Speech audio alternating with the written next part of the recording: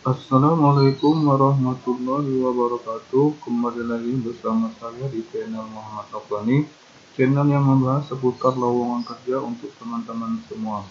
Tak perlu berlama-lama, langsung saja kita ke TKP. PT Telkom Indonesia Persero adalah BUMN bergerak di bidang jasa layanan telekomunikasi dan jaringan di wilayah Indonesia. Saat ini sahamnya dimiliki oleh pemerintah Indonesia sebanyak 53,6% dan 46,4% dimiliki oleh publik, Bank of New York, dan investor dalam negeri. Telkom mempunyai 13 anak perusahaan. Telkom telah melayani lebih dari 151,9 juta pelanggan yang terdiri dari seluler, Telkomsel, lebih dari 125 juta, dan pelanggan tetap 25,8 juta.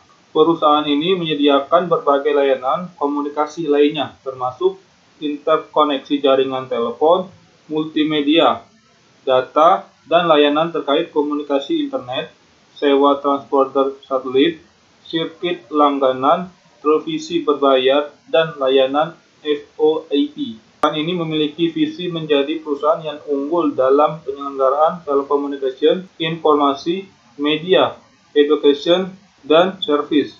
Di kawasan regional ini telah mendominasi lebih dari 60% pangsa pasar broadband Indonesia.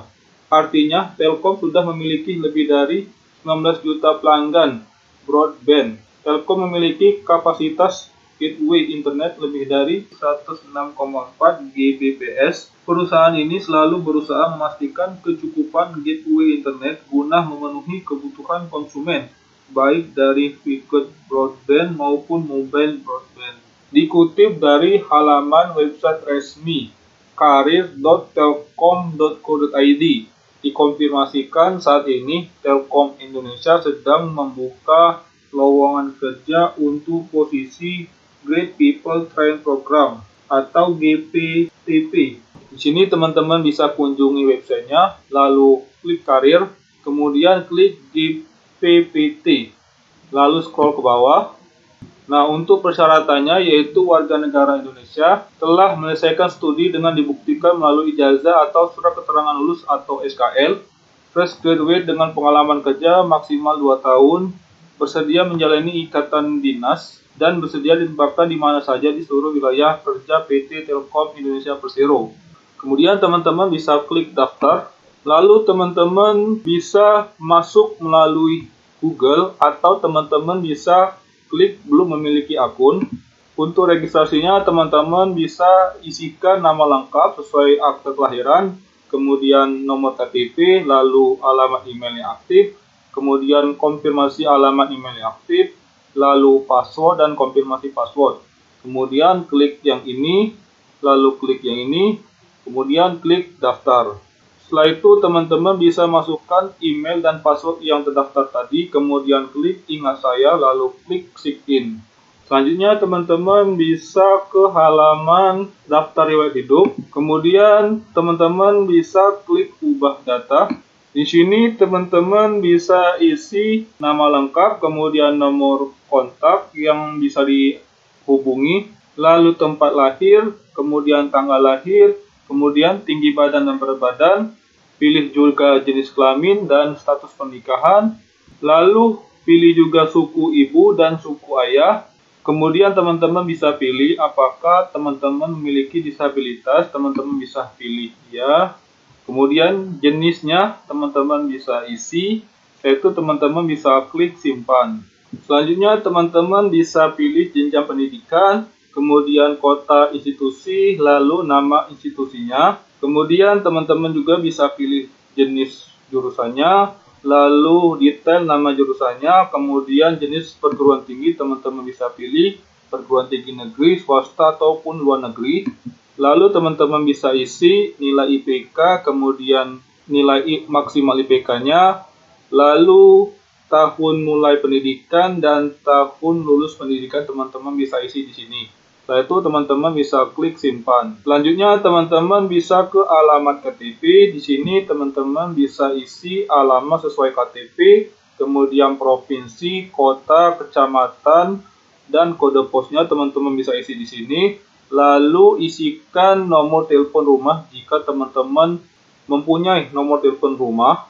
Setelah itu teman-teman bisa scroll ke bawah lagi. Di sini untuk alamat domisili, teman-teman bisa klik ini jika teman-teman memiliki alamat domisili sama dengan KTP. Dan jika berbeda, teman-teman bisa isi nama alamatnya, kemudian provinsi, kabupaten, atau kota, kemudian kecamatan, lalu kode posnya. Kemudian klik simpan. Selanjutnya teman-teman ke halaman pengalaman kerja. Di sini teman-teman bisa isi nama perusahaan, lalu industrinya, kemudian jenis pengalamannya teman-teman bisa isi, lalu tahun mulai bekerja dan tahun berakhir bekerja teman-teman bisa isi di sini. Kemudian isikan peran dan tanggung jawabnya. Jika teman-teman masih bekerja, teman-teman bisa klik yang ini. Selanjutnya teman-teman bisa isi kontak person perusahaan yang dapat dihubungi. Sini teman-teman bisa isi namanya, kemudian jabatannya, lalu nomor handphonenya. Itu teman-teman bisa klik simpan. Selanjutnya teman-teman ke halaman sertifikat. Di sini teman-teman bisa pilih nama sertifikat, kemudian lembaganya, lalu tahun sertifikatnya, kemudian tahun berakhir sertifikatnya. Lalu isikan skor nilai sertifikat tersebut. Jika jenis sertifikat tersebut seumur hidup, teman-teman bisa klik yang ini, lalu klik simpan. Selanjutnya teman-teman ke halaman data pendukung. Di sini teman-teman bisa upload ijazah atau surat keterangan lulus dengan format PDF maksimal 1 MB, kemudian KTP format JPG, JPG atau PNG dengan maksimal 1 MB, kemudian transkrip nilai format PDF dengan maksimal 1 MB, lalu CV formatnya PDF dengan maksimal 1 MB juga. Selanjutnya teman-teman bisa upload dokumen portofolio. Jenis tipe filenya yaitu semua tipe file dan maksimal 500 KB. Kemudian upload juga sertifikat TOEFL atau TOEFL dengan format PDF atau doc atau dokumen dengan maksimal 500 KB dan dokumen tambahan seperti sertifikat pelatihan ataupun sertifikat seminar lainnya dengan semua tipe file dan maksimal 500 KB. Setelah itu teman-teman bisa klik upload. Lalu teman-teman bisa upload profil dengan maksimal 2 MB dengan format filenya itu JPG atau JPG. Kemudian klik simpan. Setelah teman-teman mengedit data pribadi teman-teman dengan benar, teman-teman bisa ke halaman lowongan.